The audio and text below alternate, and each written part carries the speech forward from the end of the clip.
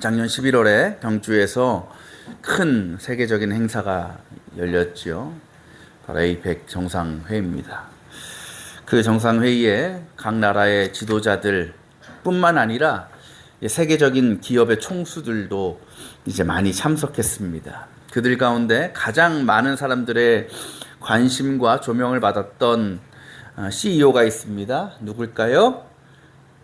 젠슨 황이라는 엔비디아의 대표입니다.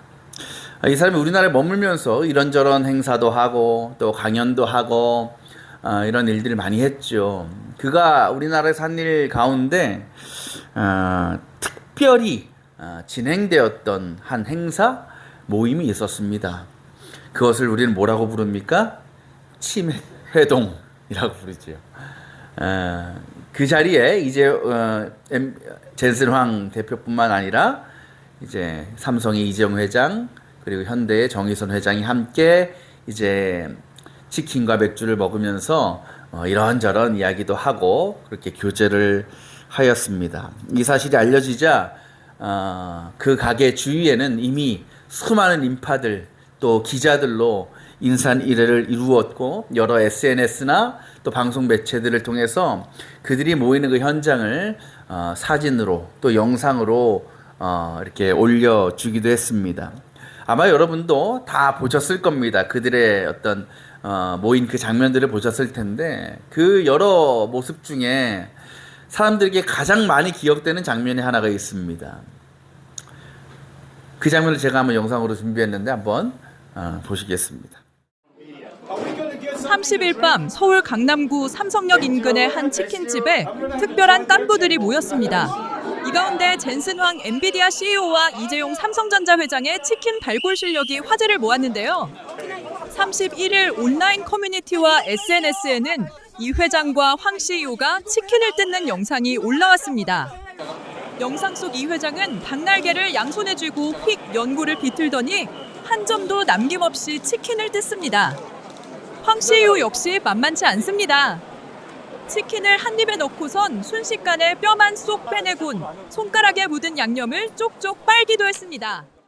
보신 것처럼 이재용 회장은 그 조그만 닭날개를 양손으로 잡고 아주 치킨 뼈에 붙은 살까지 야무지게 발라 먹습니다. 또 젠슨 황 회장은 손에 묻은 치킨 기름을 입으로 쪽쪽 빨아 먹습니다. 제가 볼 때 이 모습이 어색하지 않더라고요. 굉장히 자연스러워 보입니다. 그러니까 평소에도 저 사람들이 저렇게 먹는구나 라는 생각이 듭니다. 이 장면을 본 사람들의 반응이 어땠을까요? 이 영상에 여러 가지 댓글이 달렸는데 이런 댓글이 있습니다. 이재용 회장도 저렇게 열심히 발라먹는데 내가 뭐라고 살을 남겼나. 200조가 있어도 치킨 먹다가 손에 묻으면 입으로 닦는구나. 손에 기름 안 묻히겠다고 젓가락으로 치킨을 집어먹던 제 자신을 반성합니다. 이런 댓글들이 올라옵니다. 혹시 여러분도 치킨 드시다가 귀찮다고 대충 발라먹다가 살이 남겨진 뼈를 버리시는 분이 계십니까? 반성해야 됩니다. 우리는 이재용도 저렇게 열심히 먹는데 우리가 뭐라고 살을 남깁니까? 그죠? 그래요. 근데 저는 저 장면을 보면서 이런 질문을 저에게 던져봅니다. 만약 내가 이재용 회장이라면, 내가 만약 젠슨 황이라면 나도 치킨을 저렇게 먹을까? 그렇지 않을 것 같더라고요. 저는 명색이 우리나라 최고의 기업 회장이고 세계에 손꼽히는 재벌인데 내가 그런 위치에 있다면 난 저렇게 먹고 싶지 않을 것 같아요. 어떻게 먹겠어요? 순살을 시키든지 아니면 뼈 먹을 거면 비서한테 발라오라고 시키든지, 그죠? 그 포크로 이렇게 찍어 먹든지 하겠죠. 그 손에 치킨 기름 묻으면 그걸 대비해서 장갑을 가져오라고 해서 이제 장갑을 끼고 저는 먹을 것 같아요. 그것도 이제 우아하게 교양 있게 먹을 것 같아요. 이렇게 안 먹을 것 같은 거예요. 저는 왜 그렇게 먹으면 회장으로서 세계 최고 재벌로서 체면이 권위가 떨어질 것 같은 거예요. 그죠? 솔직히 우리가 저 사람이 젠슨 황이고 이재용인 걸 알고 보니까 이해하지. 그냥 어떤 사람이 치킨집에서 저렇게 먹고 있는데 야, 저 사람 혹시 재벌 회장 아니야? 오너 아니야? 이런 생각 할 수 있어요, 없어요? 없지요. 그죠? 그래요. 나의 사회적인 위치나 명성이나 지위에 맞는 행동, 모습을 기대한다라는 거예요. 근데 여러분, 역사적으로 전 세계에서 가장 큰 능력, 가장 큰 권위를 소유하고 있었음에도 불구하고 정작 삶의 모습은 가장 비천하고 가장 험난한 삶을 살아온 대표적인 인물이 하나 있습니다. 그 사람이 누굴까요? 예수님이죠. 오늘은 절기상으로 여러분 주보를 보신 분은 아시겠지만 주현후 제1주라고 되어 있습니다. 그러니까 우리가 보내는 기간이 주현절이에요. 여러분, 주현절이 어떤 절기일까요? 한자 그대로 해석하면 주님이 현현하시다, 나타나셨다라는 뜻입니다. 어떻게 나타나신 것을 기념하느냐? 공생애의 시작, 세상 사람들에게 내가 메시아라는 것을 처음 드러내신 그 시작을 주현절로 지키는 거예요. 여러분, 예수님께서 어떠한 방법으로 내가 이 땅에 메시아로 온 하나님의 아들임을 처음으로 드러내셨습니까? 그때 행하신 사건이 뭡니까? 세례 요한에게 세례를 받으시는 겁니다. 그죠? 아시다시피 세례 요한은 하나님의 심부름꾼이에요. 메시아의 오심을 선포하는 임무를 맡았습니다. 그래서 그가 광야에서 메시아의 오심을 선포합니다. 그리고 그 선포를 들은 수많은 이들이 세례 요한 앞에 나와서 뭐예요? 세례를 받았죠. 그리고 그들 가운데 누가 있었느냐? 예수님이 계셨습니다. 세례 요한은 예수님과 친척입니다. 그래서 그런지 모르겠지만, 뭔가 계시를 받았는지 모르겠지만 자신을 찾아오시는 예수님을 딱 보고 저분은 그리스도다, 하나님의 아들이구나라는 것을 정확히 알고 있었습니다. 근데 그분이 왜 오는 거예요? 나한테 세례 받으러 오는 거예요. 물론 세례 요한도요, 하나님의 택하심을 받은 정말 예수님께서 가장 큰 자라고 칭찬하신 위대한 인물이긴 합니다. 그러나 여전히 그럼에도 그는 인간입니다. 그도 연약하고 함께 갖고 부족함이 있어요. 곧 그도 죄인이었습니다. 근데 어떻게 죄인이 완전하신 하나님 예수 그리스도 앞에 감히 세례를 베풀 수 있겠느냐는 거예요. 오히려 세례 요한이 예수님께 세례를 받는 것이 마땅한 일 아니겠습니까? 그래서 세례 요한은 오늘 말씀에 묻는 거예요. 내가 선생님께 세례를 받아야 하는데 어떻게 선생님이 나에게 오셨습니까? 이 말은 내가 결코 주님께 세례를 베풀 수 없다라는 것을 완곡하게 거절하는 겁니다. 그런 그의 말에 주님 뭐라고 대답하십니까? 15절에 말씀하십니다. 지금은 그렇게 하십시오. 여러분, 예수님이라고 세례 요한의 그 마음을 모르겠어요? 다 아십니다. 그가 얼마나 지금 난처할지, 얼마나 그 일을 받아들일 수 없는지, 감당하기 어려운 일인지 알고 계십니다. 그러나 주님은 단호하십니다. 나는 반드시 너에게 세례를 받아야 한다라고 선포하십니다. 이 말씀에 중요한 단어가 있죠? 지금이라는 거예요. 지금은 내가 그렇게 해야겠다. 왜 지금이 어떤 때니까? 내가 이 땅에 인간의 몸으로 온 그리스도임을 드러내는 시간이기 때문에, 그 첫 시작이기 때문에 지금은 내가 너에게 세례를 받아야 되는 거예요. 그래서 말씀에 순종해서 세례를 베풀죠. 여러분, 이 말씀을 보면 굉장히 낭만적인 것 같아요. 와, 예수님 정말 겸손하시구나, 그런 이야기로 들려집니다.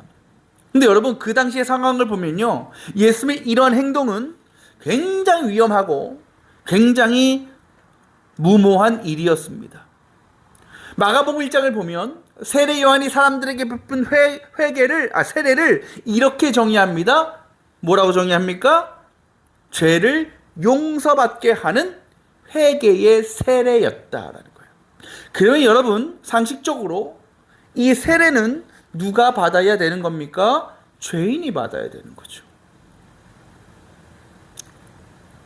그렇다면 예수님께서 이 세례를 받으셨다라는 것은 뭘 인정하시는 거예요? 나는 죄인이다라는 것을 인정하시는 것과 다르지 않습니다. 여러분, 예수님은 하나님이십니다. 그 어떤 죄도 없고 흠결이 없는 완벽하신, 정결하시고 거룩하신 분입니다. 그런 주님께서 마치 내가 죄인인 것처럼 그 회개의 세례를 받으실 이유가 있어요, 없어요? 없는 거예요. 이것은 분명히 예수 그리스도라는 그 권위를, 명성을 해치는 일이 될 수 있는 겁니다. 그렇다면 왜 주님은 세례 요한에게 회개의 세례를 받으셔야 했던 것일까? 왜 스스로 죄인이 되셨어야 되는 것일까? 왜 굳이 이렇게까지 하셨어야 되는 것일까? 그 이유를 주님은 이어지는 말씀에서 분명히 밝히십니다. 주님 뭐라고 말씀하십니까? 이렇게 하여, 곧 내가 너에게 세례받음을 통하여 뭐한다? 우리가 모든 의를 이루어야 한다라는 거죠. 여기서 모든 의라는 것이 무엇일까요? 바로 예수 그리스도를 통해서 이루실 하나님의 뜻, 하나님의 계획을 말합니다. 곧 예수님께서는 내가 세례 요한에게 회개의 세례를 받음을 통해서 하나님께서 자신을 이 땅에 보내신 뜻과 계획과 목적을 성취하시고자 하였다라는 겁니다. 여러분, 예수님께서 인간의 몸으로 이 땅에 오신 이유는 이 땅에서 하나님처럼 살아가시기 위함이 아니었습니다.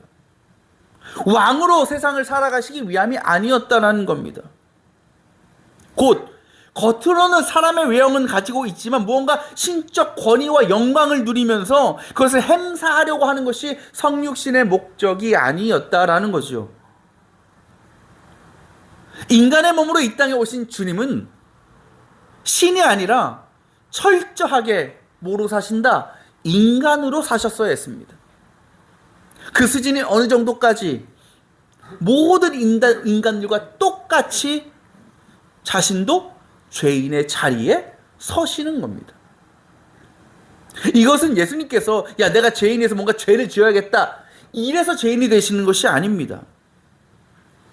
바로 우리 인간의 가장 낮은 수준의 자리까지 임하셔서 그런 우리와 함께 하시고 우리와 동행하심을 통해서 결국 온 인류를 구원하시고자 하는 그 하나님의 뜻을 이 세상 모든 이들과 함께 이루어 가시고자 하는 주님의 사랑의 결단이었다라는 거죠. 비단 세례뿐이겠습니까? 예수의 이후의 삶을 우리 너무나 잘 알고 있습니다. 공생의 사역 그 3년간의 시간 동안 주님은 온갖 박해와 핍박을 받으십니다. 늘 가난하고 멸시받는 자들과 함께 생활하시면서 예수님도 얼마나 비천하게 사셨는지 모릅니다. 그래서 그로 인해 많은 유대인들에게 조롱과 공격을 받으십니다. 예수님의 삶을 보면 이건 도대체 하나님의 아들 구세주로서는 절대 어울리지 않습니다. 그러나 주님은 그 모든 일을 묵묵히 감당하십니다. 왜?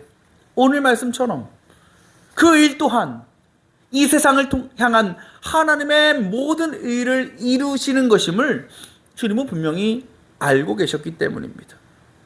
그것이 인간적인 생각과 인간적인 상식으로는 굳이 안 해도 되는 일일지 몰랐습니다. 그렇게까지 하지 않아도 되는 일일 수 있습니다. 그러나 이 땅을 구원하신 그 메시아로서 예수님에게 그 모든 사역은 그 모든 희생과 고난과 환난과 핍박은 반드시 해야 할 일이었고 절대로 놓칠 수 없는 거룩한 사명이었다라는 거죠. 다음 주일이면 머릿돌교회가 창립 12주년이 됩니다. 참 지나온 12년을 돌아보면 어떻게 시간이 갔는지 모르겠어요. 저와 함께 신앙 교회 시작했던 분들 아마 똑같을 겁니다. 참 빠르게 지났습니다. 제가 12년 전에 개척을 하면서 단독 목회를 시작하면서 제가 세운 목회 철학이 있습니다. 그것은 내가 설교를 잘하는 목회자가 되어야 되겠다. 교회를 부흥시키는 목사가 되어야 되겠다. 높은 자리에 높은 지위를 가지는 목회자로 서야 되겠다. 이런 게 아니었습니다. 제가 하고자 하는 목회는 섬기는 목회였습니다. 섬기는 목회. 저는 그 섬기는 목회를 감당하기 위해서 여러 가지 사역들을 했습니다. 대표적인 일을 두 가지 뽑으라면 차량 운행과 점심 식사 봉사였습니다. 지금도 우리 교회도 그렇지만 제가 개척 때도요, 참 멀리서 오시는 분들이 많았어요. 그 중에 인천에서 오시는 두 가정이 있었습니다. 여러분도 아시는 분이에요. 근데 이분들이 똑같이 없는 게 있고 똑같이 있는 게 있어요. 똑같이 있는 건 뭐냐? 애가 있어요. 어린애가. 똑같이 없는 게 뭐냐? 차가 없어요. 근데 교회를 오고 싶은 거예요. 예배 드리고 싶은 거예요. 제가 몇 번 설득해, 그냥 가까운 교회 나가라. 거기 교회 많은데, 교회 감리교회 소개시켜 줄 테니까 가까운 교회 예배 드리, 아니라는 거예요. 몰두교회 오고 싶다라는 거예요. 근데 그 아기를 데리고 그 먼 길을 오는 게 쉽겠어요, 교회를? 엄두가 안 나는 거예요. 그래서 내가 저분들 모시러 가야겠다. 그래서 했어요. 그래서 그래도 한 3, 4년 넘게 한 것 같아요. 그 주일 아침이면 7시 반에 이제 출발해, 9시, 8시쯤 출발해가지고 이제 청라 갔다가 부평 갔다가 이렇게 데리고 옵니다. 또 예배 끝나면 또 이제 집에 데려다 주고 이렇게 옵니다. 왕복 100km 정도 돼요. 하루 200km를 그렇게 뛰는 거예요. 가끔은요, 교회 오다가 길이 갑자기 막혀, 사고가 나서. 그래서 예배 시간 11시 늦어서 올 때도 꽤 있었어요. 얼마나 그때 불안하고 뭐 죄송하든지. 예배 전에 예배 준비하고 이렇게 정리하고 해야 되는 그 시간에 그 먼 길을 왔다 갔다 하는 것. 뭐 쉽겠습니까? 피곤하지요. 힘든 일입니다. 근데 했어요. 식사도 마찬가지. 교회가 세워진 2014년부터 코로나 전까지, 코로나 이후부터 이제 식사를 이제 못했으니까 그 전까지 제가 매주 교인들 식사 준비했습니다. 한 10인분, 15인분 정도를 매주 이렇게 했어요. 여러분과도 그럼 교인들은 뭐 했냐, 목사 밝다고 이렇게 생각하실 분도 있겠지만 그런 사정이 있어요, 여러분. 있어요. 했어요. 근데 저 기쁨으로 감당했어요. 그것도 여러분 쉬운 일은 아닙니다. 어떤 목사님들 만나면 제가 교회에서 저 이런 사역합니다 하면요, 대부분 목사님들이 뭐라고 하는지 아세요? 뭐 그런 것까지 해요. 목사님 뭐 그러기까지 해요. 그냥 알아서 오라 그러지. 성도들 알아서 하라고 시키지. 왜 목사님이 그렇게까지 해요? 이렇게 말해요. 그래서 저는 그분들에게 똑같이 대답합니다. 뭐라고 대답하냐? 목사님, 그게 제 목회입니다. 라는 거예요.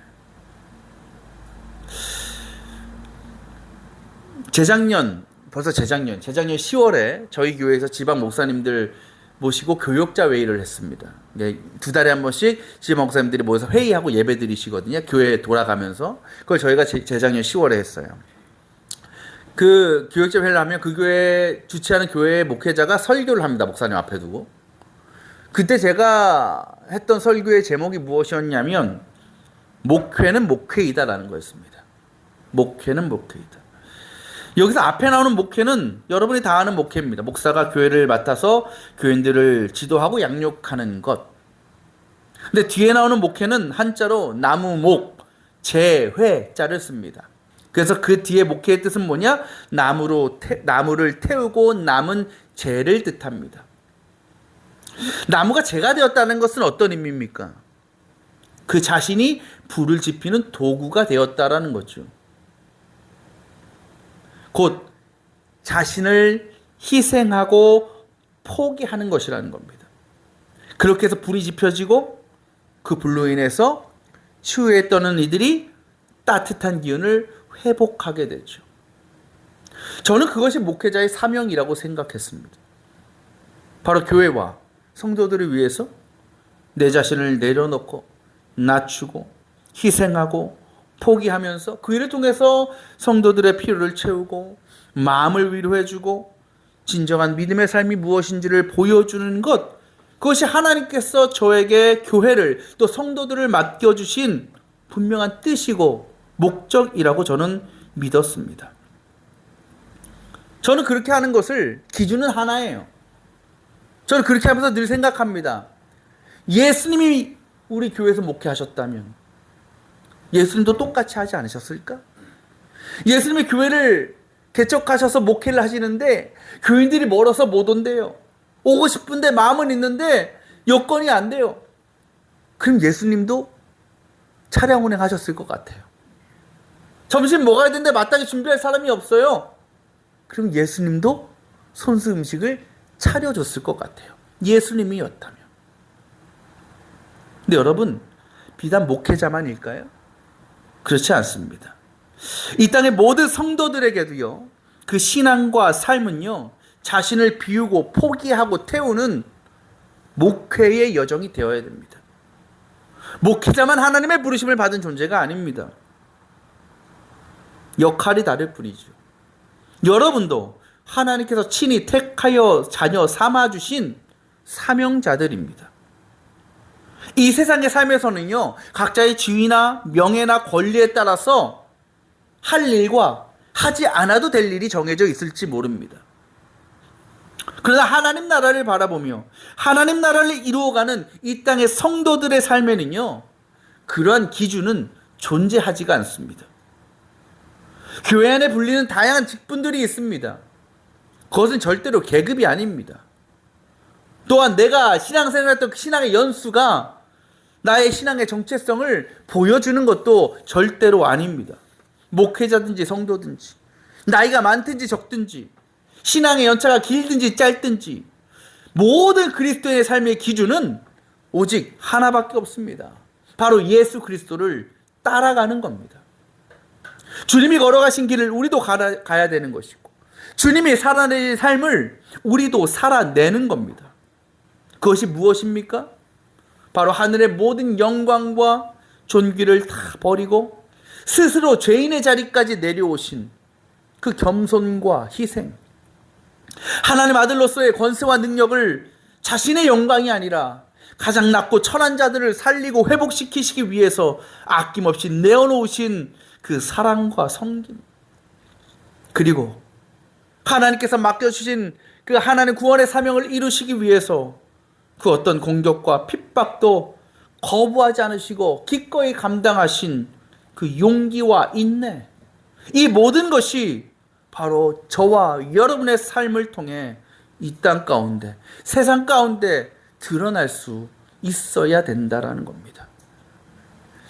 여러분, 예수님께서 인간의 몸으로 이 땅에 오신 일, 그리고 그것도 우리와 같은 죄인의 자리에서 세례를 받으신 일은 분명 하나님의 아들, 구세주로서는 결코 어울리지 않는 일이었습니다.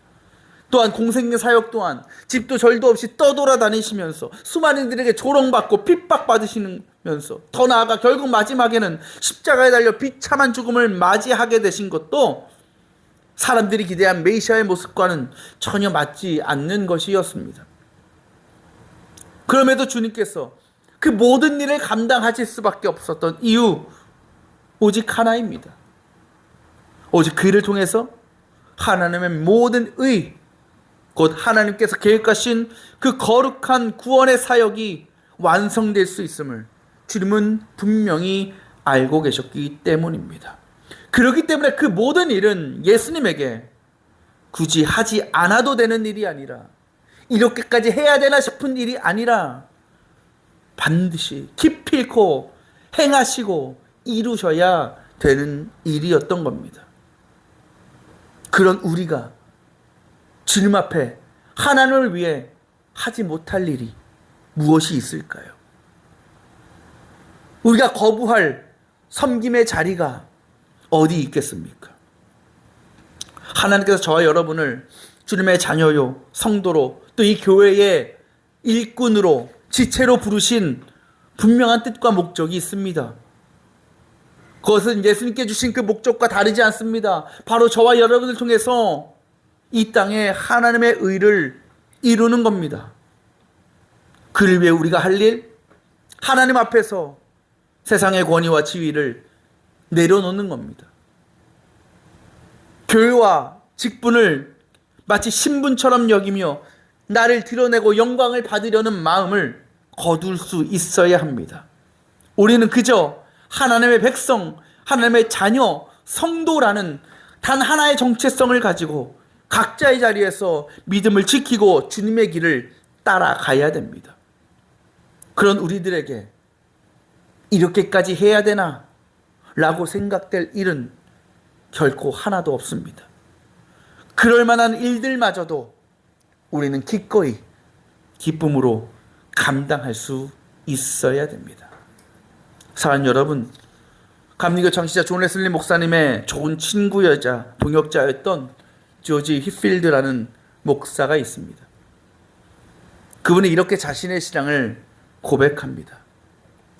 여러분도 들어본 고백일 겁니다. 나는 녹슬어 없어지기보다 닳아서 없어지고 싶다.